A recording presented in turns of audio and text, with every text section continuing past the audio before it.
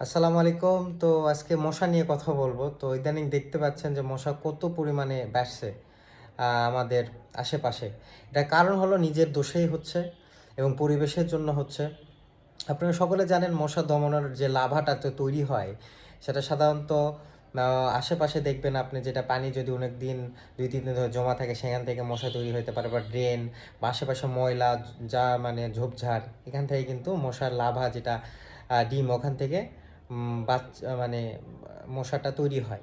তো যেসব সোর্স থেকে আমাদের মশাটা তৈরি, ওই সোর্সে যদি আমাদের নষ্ট করে দিতে পারি, তাহলে কিন্তু এই মশার উপদ্রব থেকে আমরা সকলেই রেহাই পাইতে পারি। অনেক খরচ আমাদের কিন্তু চলে যাবে। আপনি পাবলিক হেলথ রিলেটেড, আপনি যে জনস্বাস্থ্য নিয়ে আমি যদি কথা বলি, মনে করেন যে প্রতি বছর কত মানুষ ডেঙ্গুতে আক্রান্ত হচ্ছে, কত মানুষ মারা যাচ্ছে, পরিবারের কত ক্ষতি হচ্ছে, এবং বা আমাদের সমাজেও বা মানুষেরও কত সমস্যা হচ্ছে যে তার কোয়ালিটি লাইফ মেনটেন করতে পারছে না অসুস্থ হওয়ার কারণে। তাহলে অবশ্যই আমরা কি করতে হবে? অবশ্যই প্রতিকারের আমরা যে কি বলবো, প্রতিরোধ করতে হবে। প্রতিকারের থেকে প্রতিরোধটা মেন। ঠিক আছে, আমরা যে সোর্স থেকে যে মশাটা তৈরি হয়, হ্যাঁ, সেই সোর্সগুলো যদি আমরা নষ্ট করে দিতে পারি, তাহলে অবশ্যই মশাটা দমন করতে পারবো এবং আমরা অনেকাংশে কি লাভবান হইতে পারবো। ফর এক্সাম্পল দেখেন, এই যে প্রতি বছর কত সিটি কর্পোরেশন থেকে তো মশার যে করা হয়, যে ধোয়া দেওয়া হয়, কত টাকা যায়।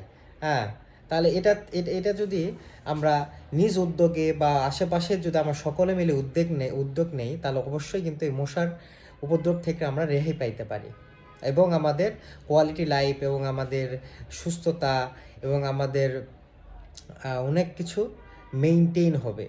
ঠিক আছে, তাহলে ফার্স্ট অফ অল আমাদের নিজকে সচেতন, অ্যাওয়ারনেস, সেলফ অ্যাওয়ারনেসটা মেন। আপনি যেখানে থাকবেন আপনার আশেপাশে দেখবেন যে আপনার কোনো, যদি ছাদে যায় দেখবেন যে টপে, অনেকে টপে যে ফুল লাগায়, সেখানে দেখবেন যে কোনো পানি জমা আছে নাকি।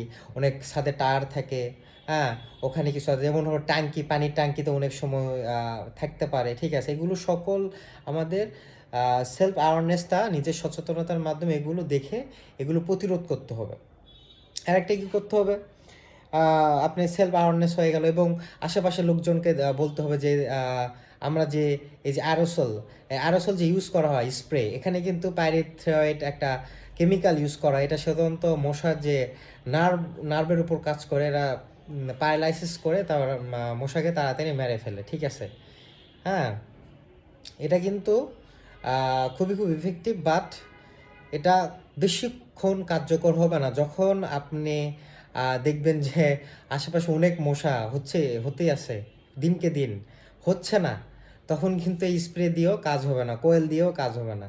তো সর্বোপরি একটাই কথা বলতেছি, মশার যে মানে আমার মূল মেসেজটা একটাই, যে যত কিছু করেন আপনি সেলফ অ্যাওয়ারনেস বা আপনি যদি প্রতিরোধের ব্যবস্থা না করেন, তাহলে কিন্তু এটা আপনি কখনোই কি করতে পারবেন না, রেহাই পাবেন না।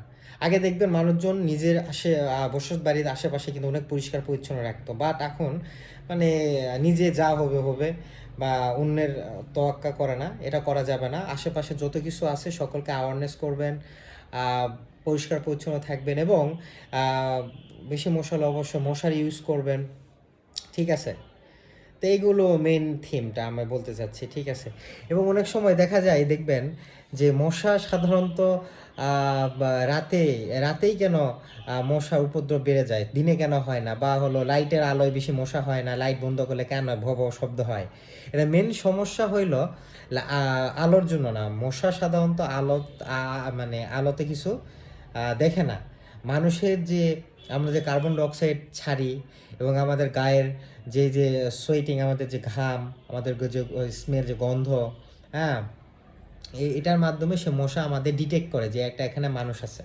সেই হিসাবে সে বাইট করতে আসে, কামড় দিতে আসে। ঠিক আছে, নট অনলি যে সে অন্ধকার হইলই আর লাইট হইলো সে নাই, অন্ধকারে সে চলালে, এরকম কিছু না।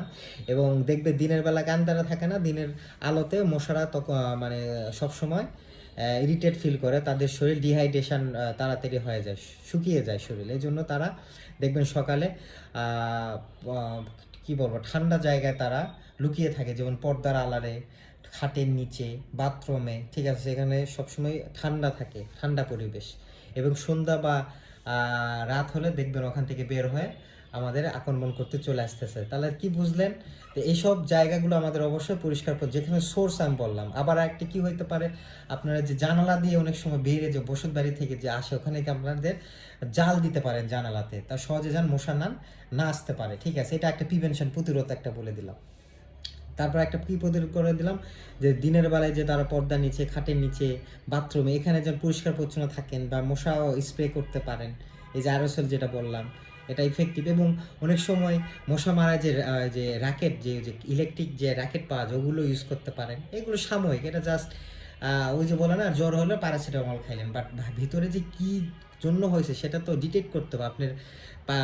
কোন মানে হলো টাইফয়েডের জন্য জ্বর হয়েছে, না ম্যালেরিয়ার জন্য হয়েছে, না ডেঙ্গুর জন্য হয়েছে, ঠিক আছে। দেখবেন ডেঙ্গু সাধারণত যে এডিস মশা, এটা সাধারণত দিনের বেলায় বেশি কামড়ায়।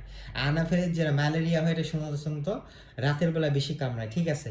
এটাও কিন্তু ভ্যারি করে, মশা একটু ভ্যারি করে, কোন মশা বেশি কামড়ায়, কোন মশা কম কামড়ায়, ঠিক আছে। সর্বোপরি একটাই, যে সেলফ অ্যাওয়ারনেস ছাড়া এই মশার উপদ্রব থেকে আমরা কেউ রেহাই পাবো না। আমাদের আশেপাশে বসত বাড়িকে পরিষ্কার পরিচ্ছন্ন থাকতে হবে, এসব প্রিভেনশন করতে হবে। তাহলে আস্তে আস্তে আস্তে আস্তে কি দেখবেন, মশাগুলো আস্তে আস্তে পাবেন না। আমার মূল মেসেজটা এটাই, যে প্রতিকারের থেকে প্রতিরোধ উত্তম। আপনি যত অ্যারোসল, কোয়েল বা মশারি ইউজ করেন, বা আমরা ক্রিম ইউজ করেন, বা ফুল হাতা যে ইয়া করেন, বাট আশপাশে যে এটা প্রতিরোধ করতে যদি না পারেন, এটা কখনো ফলশ্রুত হবে না। যতই আপনি সিটি কর্পোরেশন দিয়ে আপনি ওই ধোয়া দেখ, কখনো কোনো লাভবান হইতে পারবেন না, ঠিক আছে।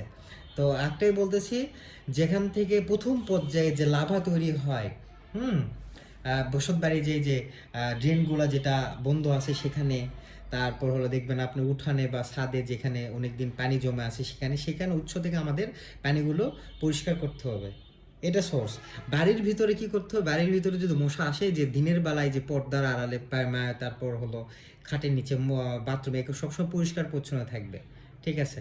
জানো কি হয়, যেন মশাগুলো না থাকে। এবং কি বলছে, মশাগুলো দিনের আলোয় বেশিক্ষণ থাকতে পারে না, তাদের শরীর ডিহাইড্রেশন হয়, শুকিয়ে যায়। এই জন্য সবসময় বাসায় যেন রোদ প্রবেশ করতে পারে এরকম ব্যবস্থা করুন। সবসময় জানালা দরজা খোলা রাখার চেষ্টা করবেন, ঠিক আছে। এটা করবেন ইনশাল্লাহ, দেখেন আমাদের সমাজ পরিবর্তন হবে। তো আশা করি ভালো থাকবেন, সুস্থ থাকবেন। আসসালামু আলাইকুম।